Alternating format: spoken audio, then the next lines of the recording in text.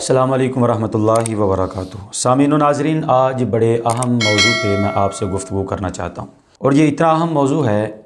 کہ ہمارے معاشرے نے اس کو بڑا ہی غیر اہم سمجھتے ہوئے اس کا مذاق بھی اڑانا شروع کر دیا ہے، اور جو اس موضوع پہ یا اس عنوان پہ کام کر رہے ہیں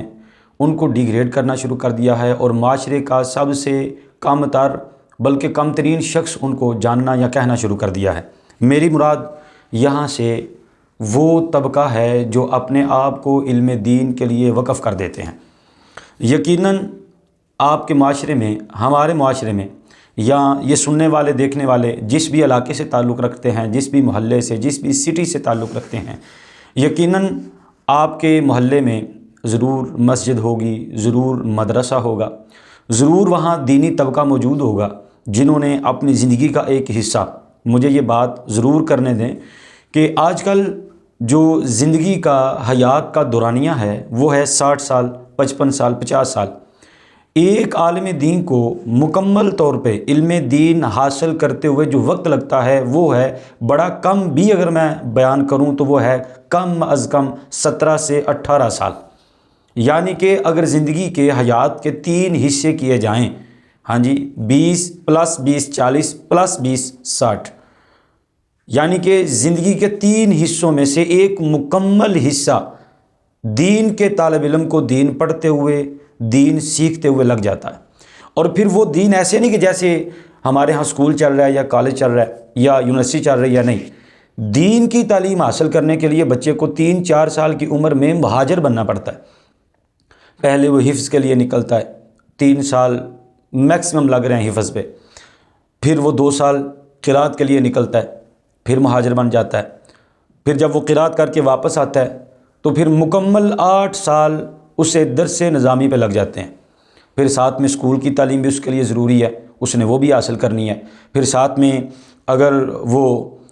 تفقہ فی الحدیث کرنا چاہتا ہے تو اس کے لیے بھی علیحدہ وقت ہے۔ یعنی کہ مجھے کہنے دیجئے کہ زندگی کے 20 سال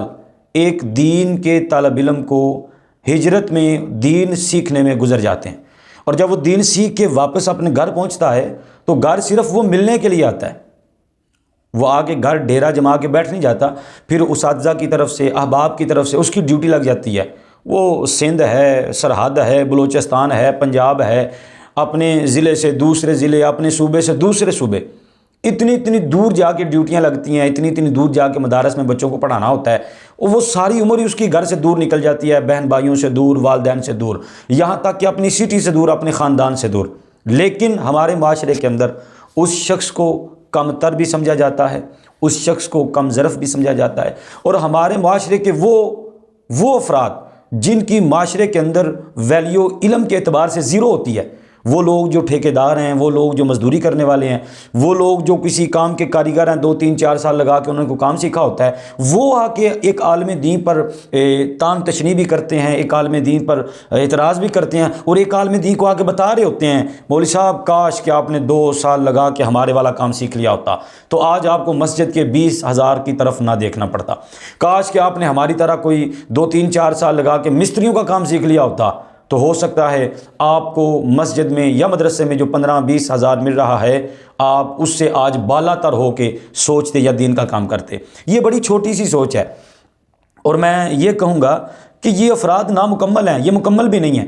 میرا انہی سے سوال ہے کہ آپ مجھے یہ بات بتا دیں، صرف اتنی سی، کہ قرآن کہہ رہا ہے وَمَا كَانَ الْمُؤْمِنُونَ لِيَنْفِرُوا كَافَّةً، قرآن کہتا ہے یہ تو نہیں ہو سکتا کہ سارے مومن نکل جائیں، لیکن ہاں یہ ہو سکتا ہے کہ فَلَوْلَا نَفَرَ مِن كُلِّ فِرْقَةٍ مِّنْهُمْ طَائِفَةٌ لِيَتَفَقَّهُوا فِي الدِّينِ، ہاں یہ ہو سکتا ہے کہ ہر خاندان سے ایک فرد نکلے، یعنی کہ سارے خاندانوں میں سے ایک جماعت بن کے نکلے جو دین سیکھے، دین کے لیے سفر کرے، دین کے لیے کاوش کرے، محنت کرے، دین کے لیے مشقت اٹھائے، اور وہ دین حاصل کر کے آئے تو کیا کرے، وَلْيُنذِرُوا قَوْمَهُمْ إِذَا رَجَعُوا إِلَيْهِمْ لَعَلَّهُمْ يَحْذَرُونَ، وہ واپس آئیں اور آ کے وہ سیکھا ہوا دین اپنی قوم کو، اپنے خاندان کو، اپنے افراد کو سکھائیں، نہ کہ وہ آگے کو مزدوری کرنا شروع کر دیں۔ 20 سال جس بندے نے دین سیکھا ہے، اگر وہی بندہ کسی کاروبار کی طرف چل پڑتا ہے، آپ ہی مجھے بتا دیں، آپ نے فار ایگزامپل اگر آپ نے مستری کا کام سیکھا ہے، وہ مستری کا کام آپ کرنے کے لیے نکلتے ہیں، صبح نکلتے ہیں، 12 گھنٹے 11 گھنٹے یا 10 گھنٹے آپ وہ کام کرتے ہیں، وہ کام سارا دن مزدوری کرنے کے بعد شام کو جب آپ گھر آتے ہیں، آپ کے اندر کیا اتنی ہمت ہوتی ہے کہ آپ 1 گھنٹہ بیٹھ کے صرف قرآن کو پڑھ لیں یا قرآن پہ توجہ کر لیں یا اس کے معانی کو یا اس کے مفاہیم کو سمجھ لیں؟ نہیں۔ لیکن ہاں، مولوی کے لیے ضروری ہے کہ وہ سارا دن مزدوری کرے، وہ سارا دن محنت کرے، وہ کوئی کام کاج کاروبار کرے، اور رات کو آ کے لوگوں کو دین پڑھائے۔ اور کن لوگوں کو دین پڑھائے؟ یعنی کہ آپ کو دین پڑھائے۔ جو رات کو آ کے عشاء کی نماز پڑھنے کے لیے مسجد میں نہیں آتے، وہ آپ کو دین پڑھائے۔ جو 5 منٹ کے لیے نماز عصر پڑھنے نہیں آتے، 15 منٹ کے لیے نماز مغرب پڑھنے نہیں آتے، پھر وہ عالم دین پہلے سارا دن مزدوری کرے اور بعد میں آپ لوگوں کو گھر گھر جا کے دین پڑھائے، پھر آپ کو احساس ہوگا کہ واقعی یہ عالم دین ہے، یہ واقعی حق ادا کر رہا ہے، ساتھ میں مزدوری بھی کرتا ہے، محنت بھی کرتا ہے، کام کاج بھی کرتا ہے، کاروبار بھی کرتا ہے، اور ساتھ میں ہمیں دین پڑھاتا ہے۔ اس سے بہتر نہیں کہ جو کام 20 سال لگا کے اس نے سیکھا ہے، اس سے وہی کام اچھے طریقے سے لیا جائے۔ کہ علامہ صاحب آپ نے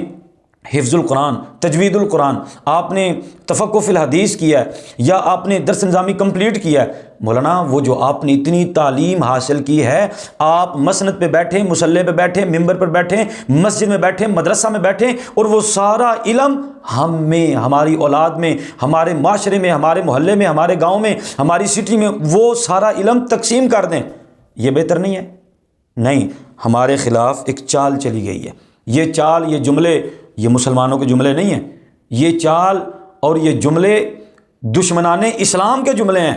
کہ مولوی مسجد میں بیٹھا ہوا ہے، مولوی مدرسے میں بیٹھا ہوا ہے، مولوی پیسے کی لالچ میں بیٹھا ہوا ہے۔ اور بھائی جان، میں اپنی بات کرتا ہوں، یہ میری سیاحداری ہے، ہاں جی، اور بھائی مجھے کیا ضرورت ہے کسی کے 15-20 ہزار کی طرف دیکھنے کو؟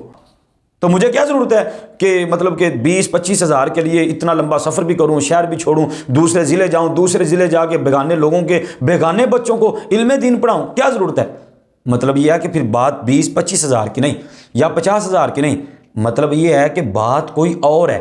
جس پہ مولوی صاحب اتنا ورک کر رہے ہیں، جس کے لیے مولوی صاحب نے زندگی کا ایک حصہ وقف کیا ہے، صرف کیا ہے، وہ بات کیا ہے؟ وہ بات ہے، وہ کریم آقا علیہ السلام کا فرمان ہے نا، آقا علیہ السلام نے فرمایا کہ من یرید اللہ بہ خیرا یفقہہ فی الدین، کہ اللہ جس سے بھلائی کا ارادہ فرماتا ہے نا، اللہ اسے دین کی سمجھ بوجھ عطا فرما دیتا ہے۔ اور پھر حضور کا یہ فرمان ہے ان العلماء ورثۃ الانبیاء، کہ میرے جو وارث ہیں وہ علماء ہیں، جو دین کو سمجھنے والے، دین کا کام کرنے والے ہیں۔ تو آپ بہتر بننے کی کوشش کریں۔ میں نے تانے نہ دیا کرے علماء کو، آپ 15-20 ہزار کی بات کرتے ہیں، آپ مجھے خود بتائیں 15-20 ہزار روپیہ آپ کے ایک بچے کا ماہانہ خرچہ ہے، اور مولوی صاحب 15-20 ہزار سے اپنے پوری فیملی کو مینج کر رہے ہیں۔ وہ چھوٹے اسکول میں پڑھا کے، یعنی کہ گورنمنٹ اسکول میں مولوی صاحب اپنے بچوں کو پڑھا کے گزارا کر رہے ہیں، اور آپ اپنے بچے کو اچھے سے اچھے اسکول میں بھیجتے ہیں۔ ہاں جی، مولوی صاحب وہ چھوٹے اسکول میں بھیج کر 20 ہزار پہ گزارا کر رہے ہیں، چھوٹے سستے کپڑے پہن کر، چھوٹی سستی گاڑی یا سستا سائیکل استعمال کر کے، یا پھر ہر چیز ہر اعتبار سے چھوٹی استعمال کر کے وہ گزر بسر کر رہے ہیں۔ کیوں کر رہے ہیں؟ مطلب کہ ان کے سینے میں ایک درد ہے، جو والدین کی طرف سے، اساتذہ کی طرف سے، اور ایک تعلق کے ساتھ، نسبت کے ساتھ نبی علیہ السلام کی طرف سے جو درد ان کے سینوں میں منتقل کیا گیا ہے، وہی درد ہے جو ان کو نہ 20 ہزار دیکھنے دیتا ہے، نہ 15 ہزار، نہ 10 ہزار، بلکہ بعض علماء تو وہ ہیں جو بالکل فری آف کاسٹ دین کے لیے خود کو وقف اور صرف کر چکے ہیں۔ تو خدا را میں نے تانے نہ دیں، ان کا بازو بنے۔ نبی علیہ السلام کا وہ فرمان بڑا عظیم الشان ہے۔ حضور علیہ السلام نے فرمایا عالم بن جاؤ، یا علم سیکھنے والے بن جاؤ، یا علماء کی مجلس اختیار کرنے والے بن جاؤ، یا ان سے محبت کرنے والے بن جاؤ، 5ویں نہ بننا۔ وہ 5واں کون ہے؟ وہ آج آپ بننے کی کوشش کر رہے ہیں، کبھی عالم کو طعنہ دے کر، کبھی عالم پر حرف اعتراض اٹھا کر، ہاں جی، کبھی عالم کو میں وہ باتیں بھی بیان نہیں کر سکتا جو ہمیں اپنے معاشرے میں اپنے کٹیا اور کم ظرف، کم ترین لوگوں سے جو سننے کو ملتی ہیں، وہ میں بیان بھی نہیں کر سکتا۔ خدا را اپنا گریبان دیکھیں اور دیکھیں آپ نے سوسائٹی کے لیے، معاشرے کے لیے کیا کیا ہے، اور پھر عالم دین کی طرف دیکھیں کہ اس نے سوسائٹی اور معاشرے اور آپ کے بچوں کے لیے، یہ مجھے کہنے دیجئے، آپ کے بچوں کے لیے، وہ فجر سے پہلے اٹھتا ہے آپ کے بچوں کے لیے، وہ مغرب کے بعد عشاء کے بعد تک، میں اپنی بات کروں تو میں نے رات 11 بجے تک بچے پڑھائے ہیں، اور مسجد میں مصلی پہ بیٹھ کر پڑھائے ہیں۔ کس کے بچے پڑھائے؟ آپ کے بچے پڑھائے ہیں، ہاں جی، اور باتیں بھی ہمیں آپ کی سننی پڑتی ہیں۔ یہ دیکھیں، ہاں ہمارا نصیب دیکھیں، یا اسے کچھ بھی کہہ لیں، باتیں بھی آپ کی سننی پڑتی ہیں۔ اور بچوں کو تربیت بھی ہم یہ کرتے ہیں، بیٹا باپ کا ادب کرنا، اس باپ کا ادب کرنا جو امام کا ادب نہیں کر رہا۔ دیکھیں یہ ہمارا ظرف ہے، آپ اپنے ظرف کا اندازہ کریں اور ہمارے ظرف کا بھی اندازہ کریں۔ خدا را علماء کا بازو بنیں، علماء کے ساتھی بنیں، علماء سے محبت کریں، علماء کو مضبوط کریں۔ اللہ رب العزت ہمیں عمل کی توفیق عطا فرمائے۔ وآخر دعوانا ان الحمد للہ رب العالمین۔